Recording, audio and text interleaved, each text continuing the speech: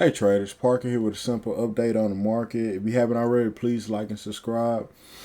You can see from my snapshot labels, you can see the S&P futures are up this week 1.5%. The month is 5.25%, and it's up 2.2% for its quarter and 14.39% for its year.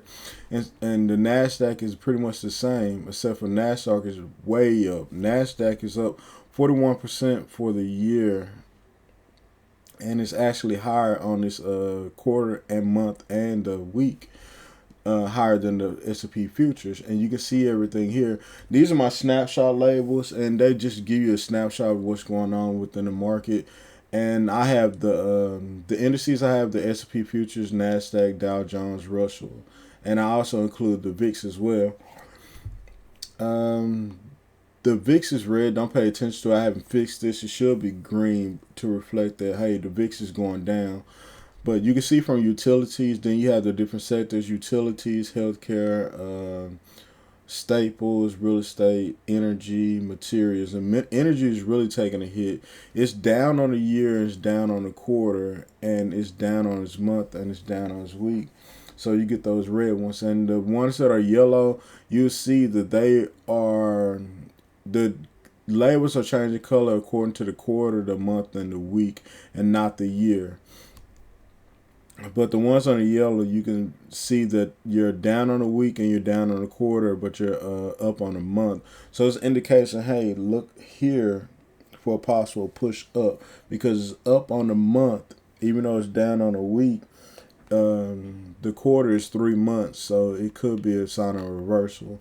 But it just takes time, so this is just something that you look at from week to week basis. And with the dollar here, you can see that the dollar is blue because it's down on the month, it's up on the week, and it's up on the quarter. So those are different variations in the code. I mean the labels right there. But one of the things I wanted to point out was the 30-year bond and the 30-year yield. The bond is actually it's down on the year, but it's up on the month. For the month of November is up 4.4%, and we can see our yield for this month is down 5.75%. So this is a good indication for small cap stocks. And if you pay attention to the TLT, which is just the bond ETF, this is what this represents in my snapshot labels. Let's get into the market with the S&P 500. You can see right here this gap that was filled today, and you have this arrow showing bullish propulsion.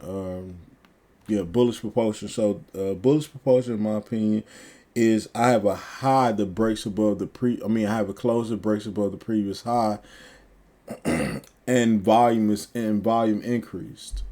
You can see there's some bearish divergence with this cap right here, where you had a higher high but a lower close, and you had a bearish propulsion down, but it wasn't able to sustain it, especially when the bulls stepped in today and pushed the market higher. So we can look over here. Let me take those labels off because they're going to slow things down. And you can also see with the offensive is higher than defensive. So bringing it back to it, this is a bigger picture of the S&P 500. And you can see where the S&P 500 dropped right into this bucket right here. This support area, or you could call it a demand area, and it pushed back up, created another demand area as well. So this is my support and resistance indicator, or supply and demand indicator right here. You can find it on my Etsy shop, and you can find these candles, my buy sell pressure candles as well. This was the free version that I just did some updates to, especially when I add the squeeze and these propulsion up and down and divergences within those. But you can see right here that this channel, the S&P 500, was kind of sort of in the channel, and you can see where it's breaking above. So it hasn't tested its top end of the channel yet, but we're hoping that it's going to break above. Once I looked at the NQ, and I had mapped that out as well, and this just represents the Nasdaq 100 futures, and other instances it's just QQQ. And you can see it had the same channel as well, and it actually broke above as well. Broke above this resistance, and I can go to QQQ and you would possibly see the same thing. You can see where you had this demand area, but it was broken down here, and you had this huge pushback above it. I just marked this line out right here for my daily as an area of support, and you can see where it broke down below that support, pushed back above. So the one thing that I really wanted to show you on here was the scanner. So if you're unfamiliar with my channel, this is my relative strength indicator. And right now I'm looking at this stock INDI. Yes, this is a big push up for this stock. This is my 21, I think I have it set for 21 days. So this is my price channel. So it's set for 21 days. And you can look at this as a Fibonacci Fibonacci channel, or Fibonacci high and low. So this would be the high of the Fibonacci, and this would be the low of the Fibonacci as well. So we can see right here, this would be the mid, this would be the 50, this would be the 21.4, 38.6, and 61.8 above here, and 78.6 be the bottom of this gray cloud right here. I really should push this to 63. 63 days is a quarter. So I'm going to push it to 63 and see what we get.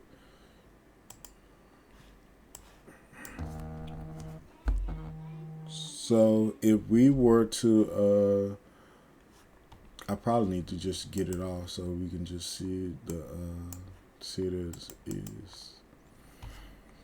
And we can see right here, it ran to this area of resistance right here. And I would look for a possible pullback on Monday and a push above this area of resistance. I don't know if there's any news on here. Tech stocks advancing higher, blah, blah. Indy net losses narrow. So it just pushed up with the market. And it had somewhat good good earnings. But I wanted to show you this indicator right here. You can see right here, it pushed above it pushed above the NASDAQ, and it's outperforming the NASDAQ just on this one day. But it's a crossover, so it's something to look at. You had a crossover here as well, but it wasn't able to hold. But this wasn't a good time for the market. So we look back on this day, so 9/22 is September, and we look back over here, so we find 9/22. It pushed above with the market, and then it just flushed down. And you can see this stock kind of just went down as well. So one of the ways I was able to find that stock, I used my relative percent change scan. It's a scanner that goes with this. So these were the two stocks that pushed up. These are the ones that crossed above zero. I had the length at 20. So we can go, I just looked at this one right here, Indy Semiconductors. So you can look at it like that, or you can look at it like another sector, SOX, SOXX, is that it?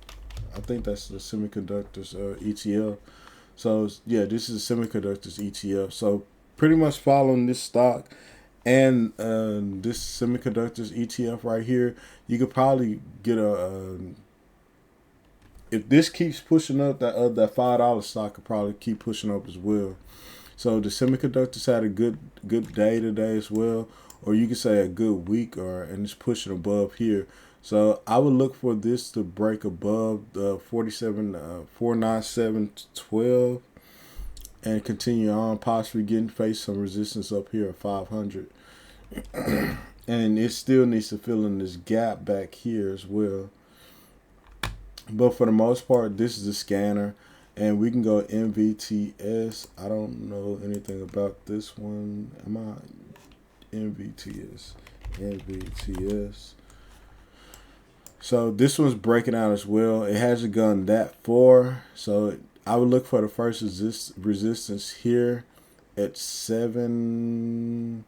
No, this would be the bottom part. So at 740, I would look for resistance here. I would look for this to continue to go. And you can see right here on the unbalanced volume percent change, you can see this is volume driven. It's just not just crazy move or anything, but it's been building up into this. And we can go back to the scanner. We can go actually to, instead of breaking above, let's look at greater than or equal to.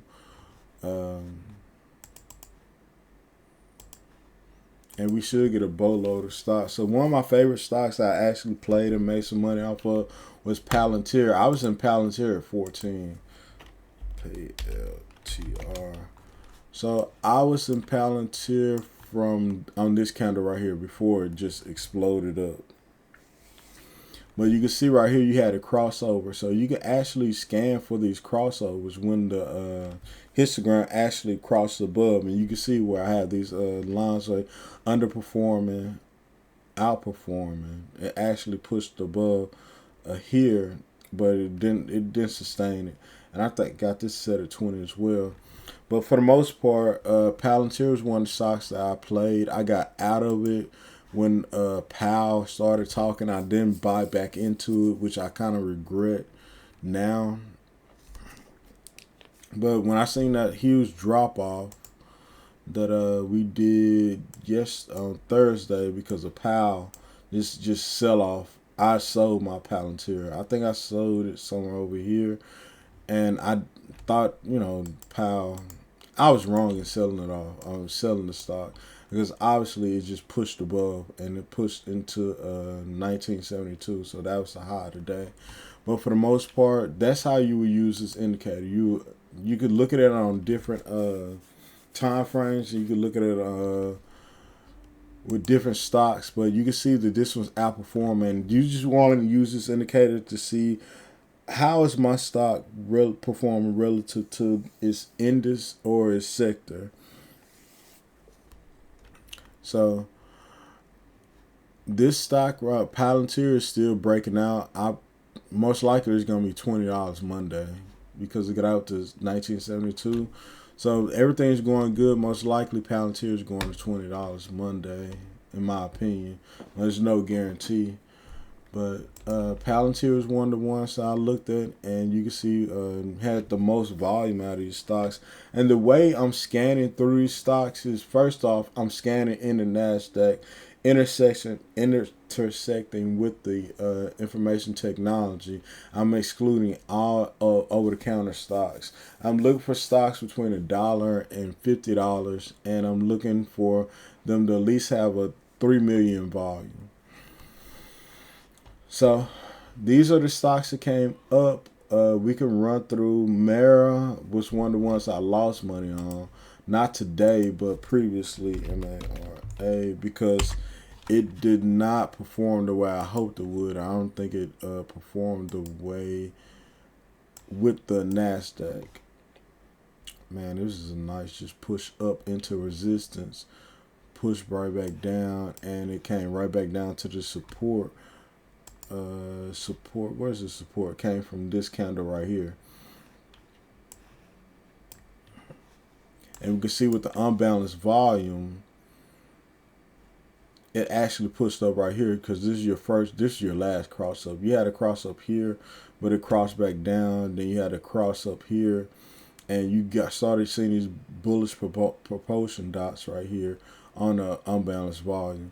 It wasn't able to sustain this 1055 level, so I imagine it's going to retest these levels in the future, especially with Monday coming up. So the high it got was 966, so I propose it's going to test 10 Monday, but there are no guarantees. But for the most part, I'm looking for Mara to retest that. And we can come back to Mara and Rod are together. Intel Corporate. Intel is doing great. INTC. And we can look at the Intel, and you can see where it's just trading within this range. Here's your low of the range. Here's your high of the range. And you can see where it kind of sort of made this support level right here, but it couldn't really push above there. Came down here, had great earnings, I guess, and pushed above here. And right now it's testing this old resistance level right here. So that's something to look at. So Intel, and what else popped up?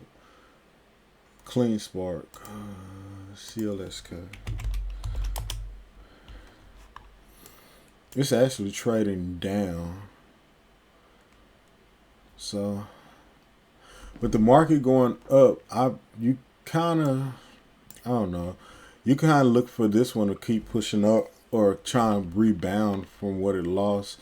It had earnings back here. I don't know when it next day of its earnings going to be. But for the most part, you can see this clearly in this downtrend. So looking at something like this. But the unbalanced volume is still saying it's kind of bullish. Even though it pushed below the, excuse me, this midpoint of this channel for the unbalanced volume, you can see that it's kind of turning back up, and you can see it's kind of price is squeezing as well. But it's still greater than the Nasdaq. So it's still somewhat outperforming the Nasdaq, but not greatly though. But for the most part, this is one stock to look at. AC, it really didn't do anything, so I'm not looking for those or less. So ND and Rigid, looked at those. INFN. I looked at this one a long time ago. I don't know anything about this stock, but it had earnings back here on the 8th, and it pushed above, ran into this area of resistance from here, and now it's trading inside this high and low. What I would do, or what I'm going to do, is I'm going to set an alert for it to break above that area.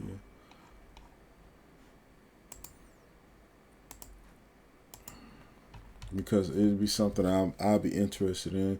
And you see it's a volume breakout, especially after been trading down the way it did. Infinera Corporation. I don't know. It's an inside bar right now. So I'll look for it to break above this high right here and continue on, possibly hitting 442 and then going on to 4. I don't like that. It doesn't have a whole lot of room to run, but possibly pushing above that, possibly pushing above those levels. So those would be the levels I'm looking for. And if it just sells off, I set another alert for it being below that low. So that's that stock. AC. I'm not looking at these other ones. So I'm looking at any of these with greater than 4% or greater percent change. But I'm not looking at these right here, the ones that went negative. While when we go to look at the actual NQ, it was just on fire today. And these are my risk on, risk off levels. I just added in the Dow, the S&P, Nasdaq, and Russell. If you purchase this indicator and you want these, the Dow, the S&P 500, the way I added these in, just send me an email. You can find my email address in the description of the video, or you can find it in the indicator. If you open up the indicator, let's see. If you actually open up the indicator, and you'll find my email address in there as well. But for the most part, this is going to be the end of the video. I just wanted to do a quick recap for this, for the state of market.